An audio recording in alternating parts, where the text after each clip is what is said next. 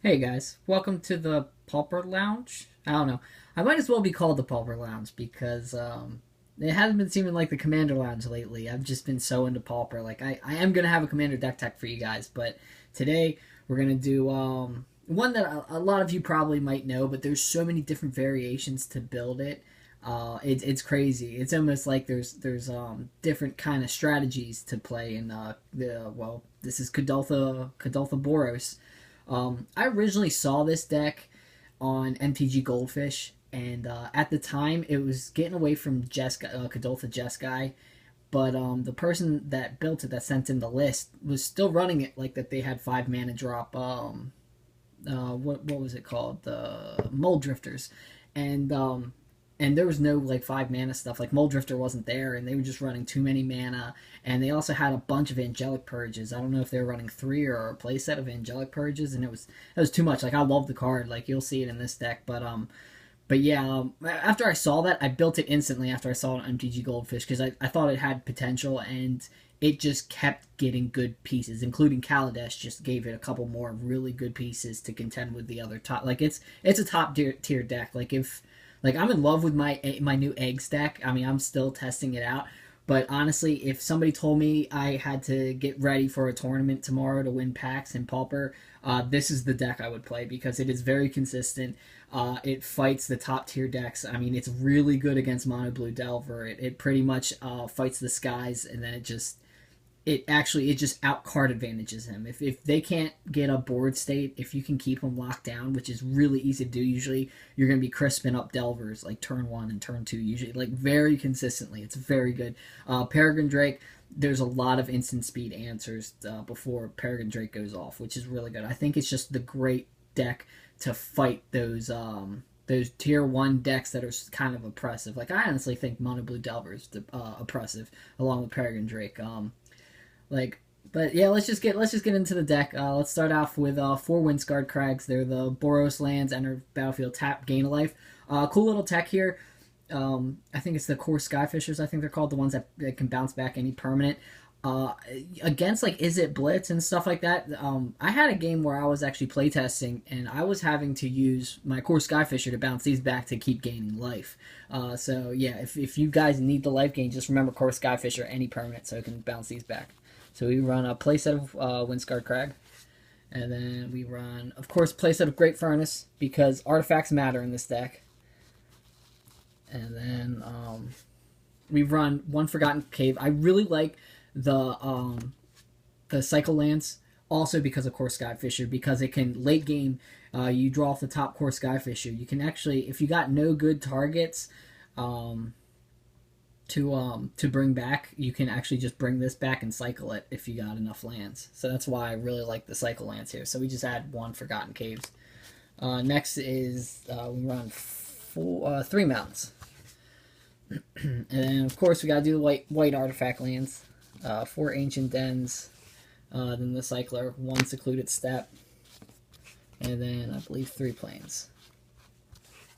Okay, so now to my favorite card in Shadows, Thraben Inspector. This card, like, I can't believe it's a white card. I've really underestimated Investigate, and it's so good. Like, this is another reason why I started playing Kuldoltha Boros, is because in the list they were playing Thraben Inspector, and I was like, I love Thraben Inspector, let's do this, because in an aggro deck it gives, like, this is not an aggro deck. This deck's weird because it can tackle all kind of strategies except combo. Like, it can be aggressive, especially my build I think can be more aggressive than the other builds. I consider it tempo, like kind of like a tempo control, because usually you get out 1 threat or 1 way to block Delver basically and control the rest of the match. But this deck can come out really, really fast. It's very interesting how quick it can come out.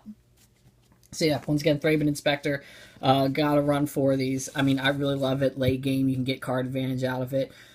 If you need to get out an early Kuldoltha Rebirth, just get rid of your investigation thing, or if you want to get a early Glinthawk, you can just get rid of your investigation. It's just there's a lot of options when you play Thraben, and that's why she's great in this deck.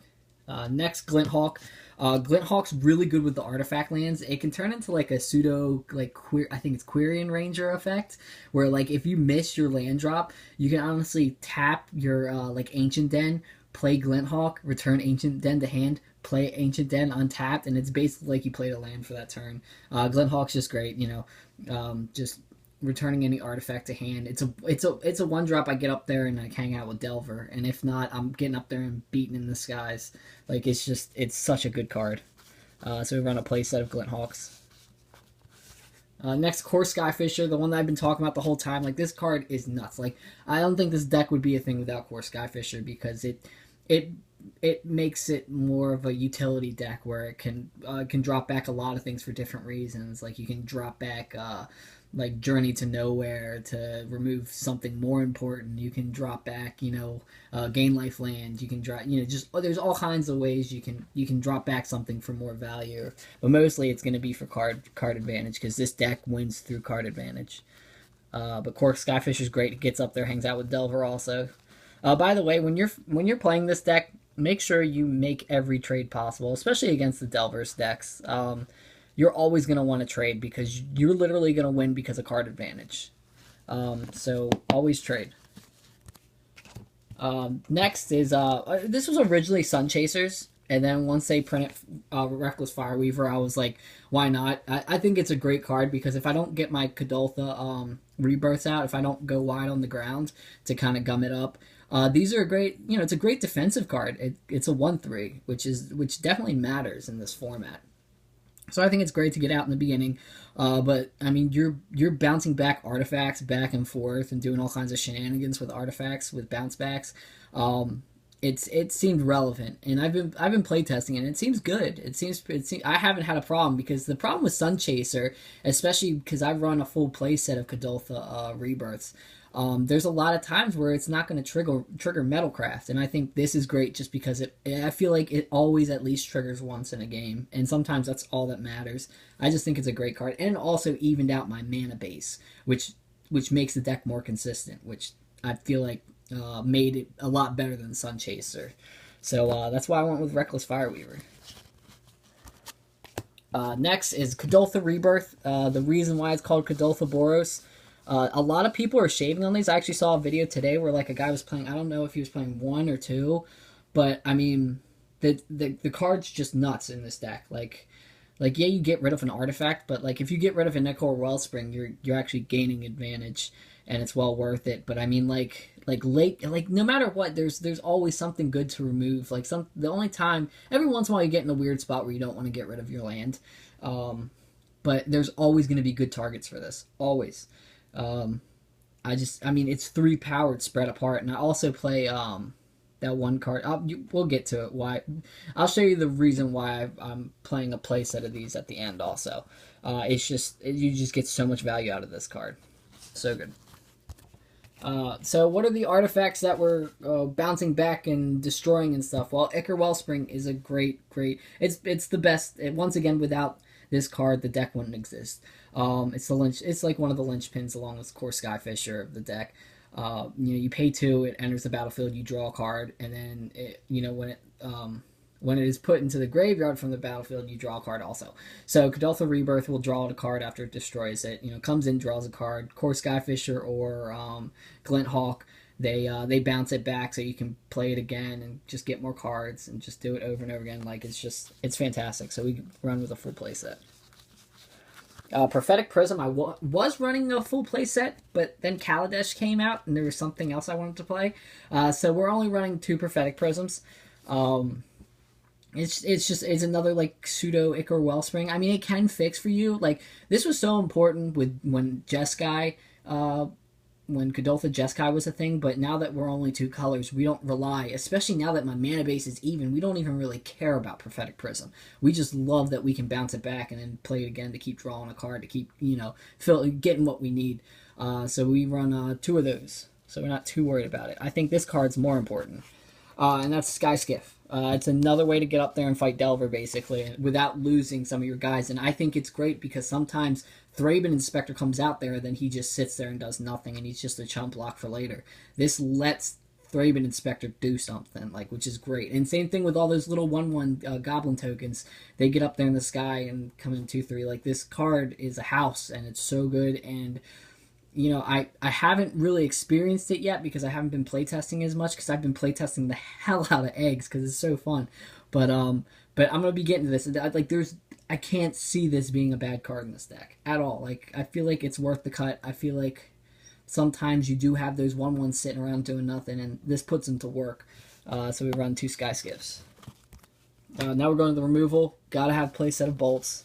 This deck is just, it controls the hell out of a game with all the things it can destroy. So playset of bolts, playset of Galvanic Blast.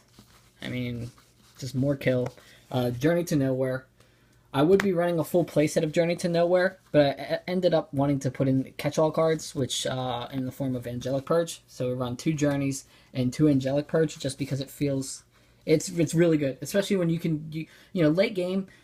Usually you're fine with getting rid of a land to destroy anything like artifact, enchantment, or creature, but usually you're going to want to hit Ichor with this also. It's another good target for Ichor Wellspring. So that's why I run 2 of these just as a catch-all in the deck. And the reason why I am going with a full playset of Kuldoltha Rebirth is because of Rally the Peasants. Once I saw this in Eternal Masters, I was like, yes, this is going in here. Like, I was in a weird spot where I was playing like Bone Splitters, I think, to try to get damage in. But this is a lot better way. And with how long you can get the game going, you're going to be casting it for 6 usually. You're going to be casting it and flashing it back to give everything +4/+0 and just win the game. So we run 2 of those. It's a fantastic card. I'd say don't leave home without it if you're playing Kuldoltha Rebirth. Or, you know, Kuldoltha Boros. I feel like it's an absolute must, especially if you're running all the Kuldoltha Rebirths. So on to the sideboard. Hello, Kaladesh. What else did you give us? Well, we have Fragmentize now, and that's insanely good.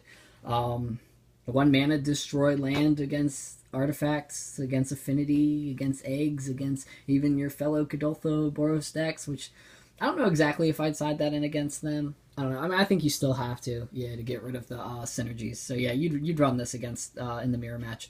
But it's just a fantastic card. It can't get Mirror Enforcer, or there's another thing it can't get. That stupid thing in Delver, whatever, that flying thing. But that doesn't matter because it gets mostly everything else. So that's why we run Fragmentize. It's 1 mana, pretty much destroy a land. It's a 1 mana Stone Rain in certain decks, which is amazing. So yeah, run 3 of those.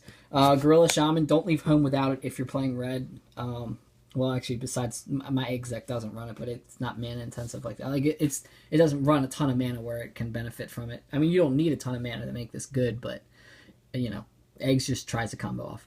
But Gorilla Shaman is fantastic. It basically says 1 mana destroy target land, and against any artifact decks. So once again, you probably put it in against the mirror, mostly for affinity though, because affinity can get crazy.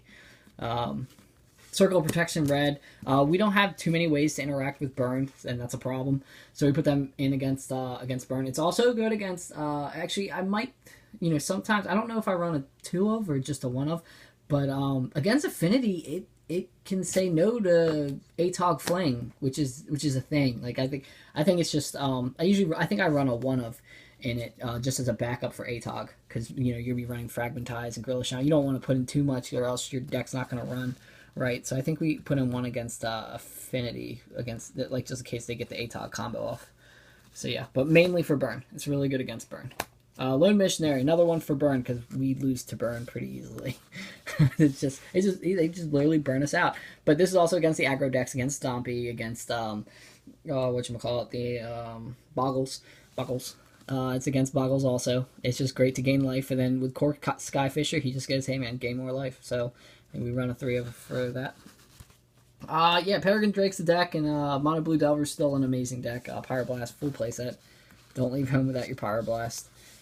Yep, running all 4. And the last 2 cards is, of course, Electrickery. Surprise! You're playing red, you gotta play Electrickery. We run 2 of them for elves, goblins. Our fellow Kuldoltha Boros deck, if they're actually doing as many 1/1s, gobos as we are. So we gotta keep watching that if people start cutting on that, because this might not be as good in Kuldoltha Boros. But, yeah, guys. Let's put these gobos up there. There we go. This is my Kuldoltha Boros deck. Let me know what you guys think in the comments below. Let me know if you guys like the deck, hate the deck. But yeah, I honestly think if you want to go a competitive route and don't want to play blue with Peregrine Drake or Delver, I think this is a fantastic deck to play competitive Pauper with and actually try to win in tournaments. Like I played it in a couple leagues. Like I haven't played in a while in leagues, but like I was always like I feel like I was always going positive. I forgot how many rounds it was. Is it 5 rounds? But I was always like 3-2 or something. Like I was always at least 3-2, so I was always doing pretty good.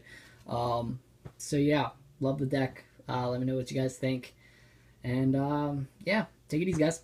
Bob.